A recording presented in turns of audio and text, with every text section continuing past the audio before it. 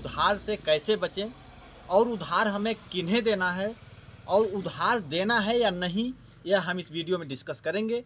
तो दोस्तों, जैसे कि जाहिर सी बात है कि हमारी किराने की दुकान है, तो हमारे यहाँ कस्टमर आता है।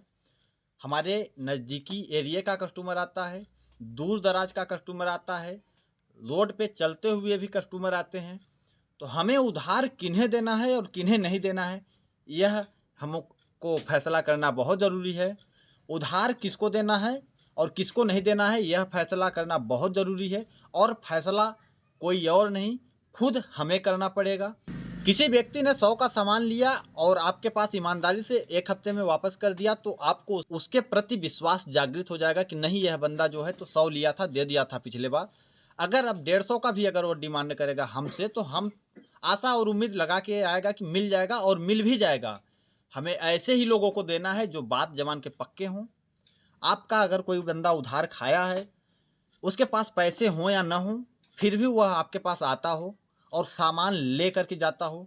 हर एक इंसान की परिस्थितियां विपरीत हो जाती हैं। किसी का अगर समय खराब है, किसी के घर में बीमारियां सता रही हैं, कोई अगर किसी कारणवश मजबूर है, तो उसे मजबूर भी न किया जाए और उचित तरीके से उससे अपना तो पैसा भाई, क्योंकि आप अपने पैसे को बैंक से या फिर कहीं से उधार लिए हो या फिर खुद का धंधा है, फिर भी आपको एक सिस्टम के थ्रू काम को चलाना पड़ेगा।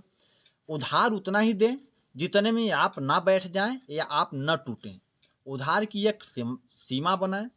अगर आपकी 50,000 की उधारी चल रही है, तो उसे, अगर आपकी बिक्री बढ़ती है, सेल बढ़ता है, कस्टमर बढ़ता है, तो जाहिर सी बात है कि 50 अगर आपकी अभी उधारी थी, तो सेल और बिक्री और कस्टमर बढ़ने के बाद आपका 60 से 70 हो जाएगा।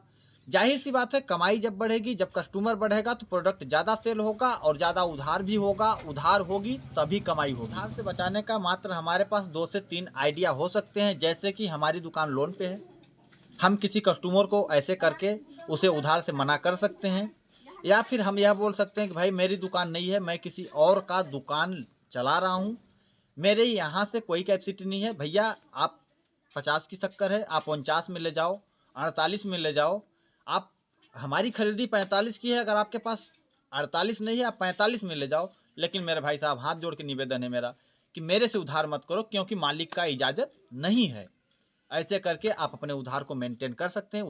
अगर आपका कोई वैल्यूबल कस्टमर है, अगर महीने भर का राशन उसके घर में जाता है और वह 2 से 3 हज़ार 5 हज़ार की महीने में आपके ग्रोसरी स्टोर, किराने के स्टोर से उधार ले जाता है और वह महीने के लास्ट में या फिर जब उसकी सैलरी या पेमेंट आता